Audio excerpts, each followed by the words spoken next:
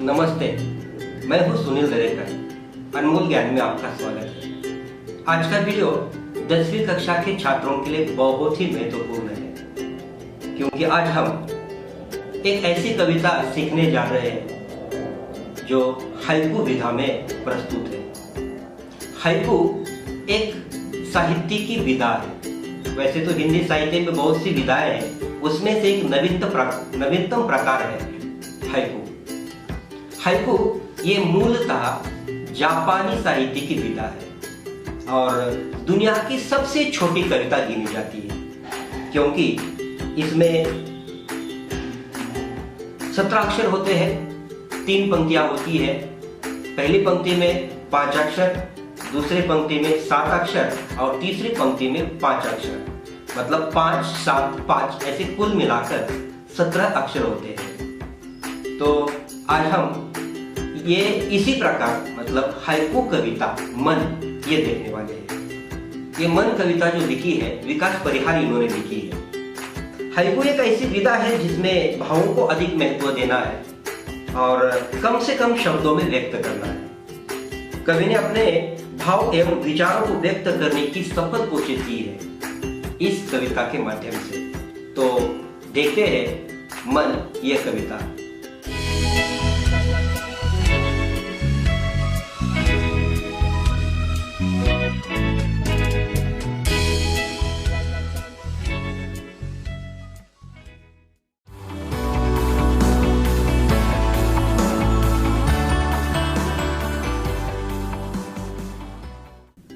घना अंधेरा चमकता प्रकाश और अधिक। मैं फिर से पढ़ता हूं, घना अंधेरा चमकता प्रकाश और अधिक। देखो, अब इस पंक्तियों का हम भावार्थ देखेंगे। जिस तरह शाम ढलते ही निशा अंधेरे से घिर जाती है और अंधकार का अधिराज्य निर्माण होता है, ऐसे वक्त कभी कभी एक आध दीप या जुगनू चमककर अंधेरे को छेद देने की कोशिश करता है।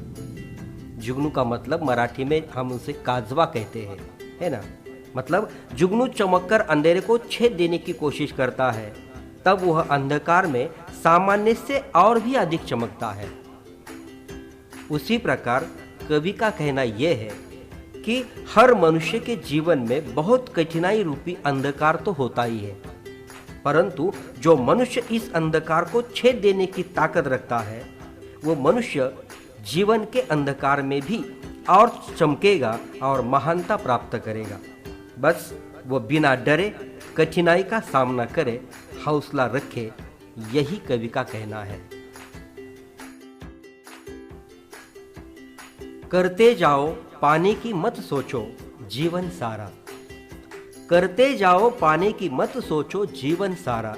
अब इस पंक्तियों का हम भावार्थ देखेंगे।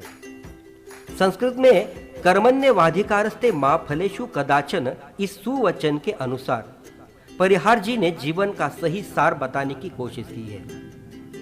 हमें अपने जीवन में कर्मरत रहकर क्रियाकलाप करते रहना चाहिए।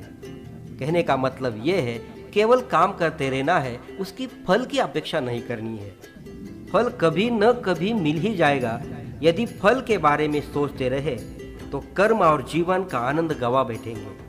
तो बस काम करते जाओ, फल तो अपने आप मिल जाएंगे। किसी ने सही कहा है, काम करेंगे जग में हम कुछ नाम करेंगे। जीवन नैया मझधार में डोले संभाले कौन। जीवन नैया मझधार में डोले संभाले कौन। अब इसका हम अर्थ देखते हैं। मानो ये दुनिया बहुत बड़ा समुंदर है और हम मतलब मनुष्य प्राणी उसमें चलने वाली नाव है। जिस प्रकार समुद्र में तूफान आते हैं, अच्छा नाविक तीर पार कर देता है और कमजोर अपना जीवन गवा बैठता है, अर्थात उसका जीवन समाप्त होता है। इसलिए अब हर एक को समझना चाहिए, दुनिया में अपने जीवन की बागडोर खुद को ही संभालनी है। अपनी जिंदगी में कितने ही तूफान क्यों ना आए, अपनी नैया किनारे पार लगानी ही होगी। यहाँ कोई अपनी मदद करने वाला नहीं होगा। हाइकूकार ने वही सवाल पूछा है, तुम्हारी जीवन नैया कौन संभालेगा। मतलब ये है कि हमारी जीवन नैया हमें ही संभालनी है। रंग बिरंगे रंग संग लेकर आया फागुन, रंग बिरंगे रंग संग लेकर आया फागुन। अब इसका अर्थ देखते हैं। प्रकृति में हमेशा बदलाव होता रहता है। बदलाव प्रकृति का नियम ही है। कवि ने इस बदलाव का वर्णन किया है। फागुन माह में प्रकृति में कितने सुंदर बदलाव आते हैं। रंग भरी दुनिया, हरे भरे पौधे, अनेक प्रकार के फूल, बहुत ही सुंदर वातावरण नजर आता है। कांटों के बीच खिलखिलाता फूल देता प्रेरणा, कांटों के बीच खिलखिलाता फूल देता प्रेरणा।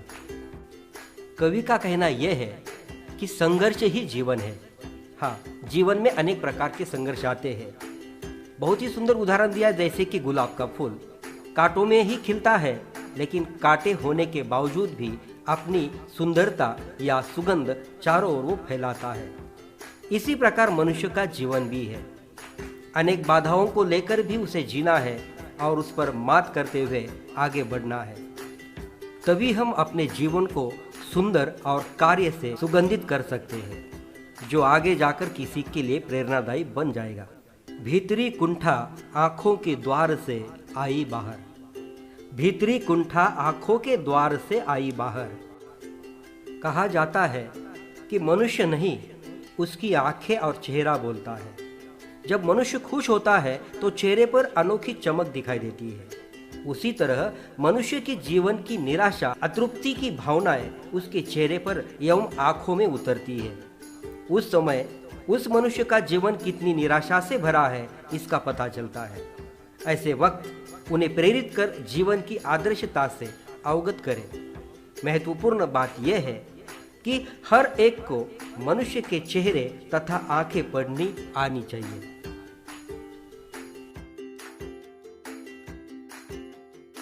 खारे जल से धुल गए विषाद मन पावन, खारे जल से धुल गए विषाद मन पावन। जो मनुष्य गलती करता है उसे तो चोट पहुंचनी ही है। धरती के सभी मनुष्यों का स्वभाव एक जैसा नहीं होता।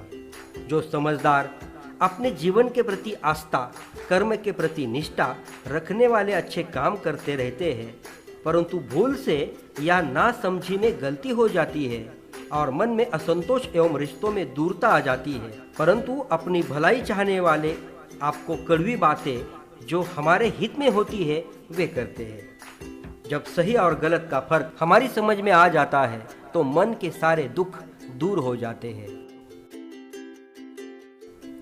मृत्यु को जीना जीवन विष पीना है जिजीविषा। समझते हैं? मनुष्य को इस बात को समझना होगा कि जीवन जहर से भरा है और इस जहर को पीकर उसे अमृत में परावर्तित कर जीवन को बेहतर बनाना ही जिंदगी है। हमें जीने का मकसद और आकांक्षा होनी चाहिए। मृत्यु जिस प्रकार अंतिम सत्य कहा जाता है, तो इसे ही जिंदगी बनाकर जीने का जज्बा रखना होगा, तभी जीवन सफल हो जाएगा।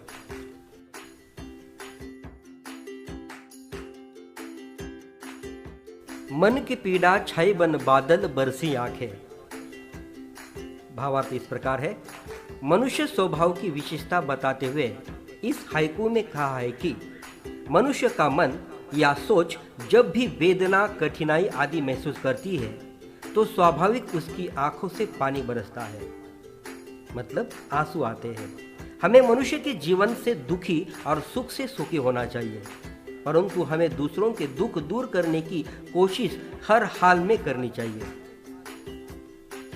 चलती साथ पटरियां रेल की फिर भी मौन, चलती साथ पटरियां रेल की फिर भी मौन। देखो, मनुष्य जीवन में सुख और दुख रेल की पटरी की तरह होते हैं।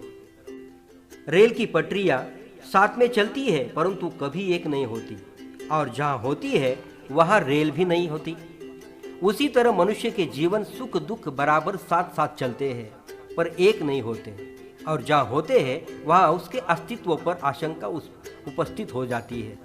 मनुष्य को सुख दुख को समान रूप में जानकर ही उसे स्वीकार करना चाहिए।